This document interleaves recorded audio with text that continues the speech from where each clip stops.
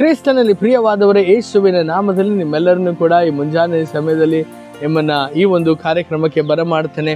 ಈ ಒಂದು ದಿನ ನಾವು ಒಂದು ವಾಕ್ಯವನ್ನ ನಾವು ನೋಡ್ಲಿಕ್ಕಿದ್ದೇವೆ. ಏನಂದ್ರೆ ದೇವರ ವಾಕ್ಯ ಹೇಳ್ತದೆ ಪ್ರಿಯರೇ, ಆದಿಕಾಂಡ 21ನೇ ಅಧ್ಯಾಯ ಅದರಲ್ಲಿ 14, 15, 16, 17 ವಾಕ್ಯವನ್ನ ನೀವು ನೋಡುವಾಗ ದೇವರ ವಾಕ್ಯದಲ್ಲಿ ಈ ರೀತಿಯಾಗಿ ಬರೆಯಲ್ಪಟ್ಟಿದೆ. ಆಗಾರಳು ಅಬ್ರಹಾಮನಿಂದ ಮನೆಯಿಂದ ಆಚೆ ತಳ್ಳಲ್ಪಟ್ಟಾಗ ಆಕೆಯು ತನ್ನ ಮಗನನ್ನ ಕರೆದುಕೊಂಡು ಒಂದು ಬಾಟಲಲ್ಲಿ ನೀರನ್ನ ತುಂಬಿಸ್ಕೊಂಡು ಆಕೆಯು ಆ ಒಂದು ಮರುಭೂಮಿಯಲ್ಲಿ ನಡೆಯುವಂತ ಒಂದು ಪ್ರಸಂಗವನ್ನ ನಾವು ನೋಡ್ತೇವೆ ಪ್ರಿಯರೇ. ಎಂಥ ದುಃಖಕರವಾದ ಸಂಗತಿ. ಆಕೆಯು ತನ್ನ ಮಗನು ಕೂಡ ಅವರು ಯಾರು ಗತಿ ಇಲ್ಲದವರಾಗಿ ಆ ಒಂದು ದೇಶವನ್ನೇ ಬಿಟ್ಟು ಹೋಗುವಂತ ಆ ಒಂದು ಪರಿಸ್ಥಿತಿಯಲ್ಲಿ ಅಬ್ರಹಾಮನು ಅಷ್ಟು ದೊಡ್ಡ ಶ್ರೀಮಂತನಾಗಿದ್ದಾಗಲೂ ಕೂಡ ಆತನು ಬೇರೆ ಒಂದು ನೀರನ್ನ ಕೊಟ್ಟು ಆತನು ಕಳಿಸಿಕೊಡುವಂತ ಒಂದು ದುಃಖವಾದಂತಹ ಪರಿಸ್ಥಿತಿಯನ್ನ ನಾವು ನೋಡ್ತೇವೆ ಪ್ರಿಯರೇ. ಆದರೆ ದೇವರ ವಾಕ್ಯದಲ್ಲಿ ಈ ರೀತಿಯಾಗಿ ಬರೆಯಲ್ಪಟ್ಟಿದೆ, ಆಗಾರಳು ಆಕೆ ಮರುಭೂಮಿಯಲ್ಲಿ ಆಕೆ ಕಣ್ಣೀರಿಡುತ್ತಾ ತನ್ನ ಮಗನಿಗೆ ನೀರು ಸಹ ಇಲ್ಲದೆ ಊಟವೂ ಇಲ್ಲದೆ ಕಣ್ಣು ಮುಂದೆ ನರಳಾಡುವುದನ್ನ ನೋಡಲಿಕ್ಕಾಗದೆ ಆಕೆ ಗೋಳಾಡುವಂತ ಒಂದು ವಿಷಯವನ್ನ ನಾವು ನೋಡ್ತೇವೆ. ಎಷ್ಟು ದುಃಖಕರವಾದ ಸಂಗತಿ. ಕಣ್ಣು ಮುಂದೆಯೇ ಇಸ್ಮಾಯಿಲನು ಆತನು ನರಳಾಡ್ತಾ ಇದ್ದಾನೆ. ಜೀವ ಹೋಗುವಂತ ಪರಿಸ್ಥಿತಿಯಲ್ಲಿ ಮಾತನಾಡಿದರೂ ಕೂಡ ಮಾತನಾಡಲಿಕ್ಕೆ ಆಗದಂತಹ ಒಂದು ರೀತಿಯಲ್ಲಿ ಆತನು ಆಯಾಸಗೊಂಡಿರುವಂಥದ್ದನ್ನ ನಾವು ನೋಡ್ತೇವೆ. ಆದರೆ ಕರ್ತನ ವಾಕ್ಯದಲ್ಲಿ ಬರೆಯಲ್ಪಟ್ಟಿದೆ, ಆಕೆ ಕಣ್ಣೀರಲ್ಲಿ ಇರುವಂಥದ್ದನ್ನ ನೋಡಿ ದೇವರು ಆಕೆಯನ್ನು ನೋಡಿ, ನಿನ್ನನ್ನು ಯಾವ ಕಾರ್ಯವು ನಿನ್ನನ್ನು ದುಃಖಪಡಿಸ್ತಾ ಇದೆ ಆಗಾರಳೆ ಎಂಬುದಾಗಿ ದೇವರು ಕೇಳುವಂತದ್ದನ್ನ ನಾವು ನೋಡ್ತೇವೆ. ಆಮೆನ್.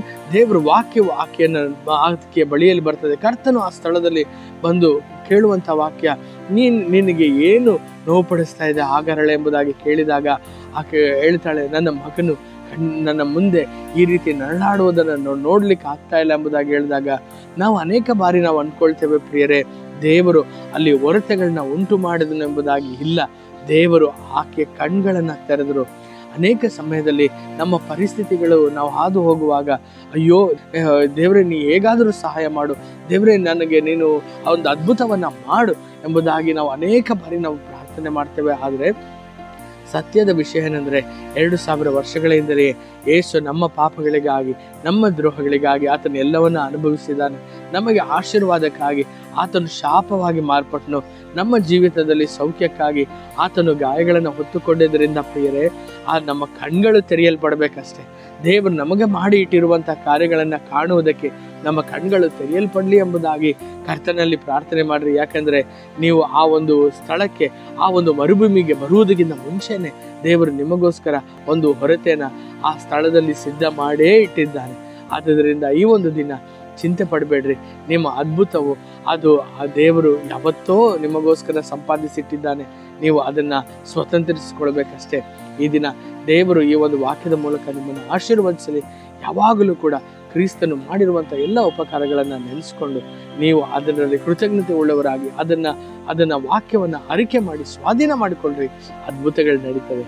ಕರ್ತನು ನಿಮ್ಮನ್ನು ಏರಾಳವಾಗಿ ಆಶೀರ್ವದಿಸಲಿ. ಆಮೇಲೆ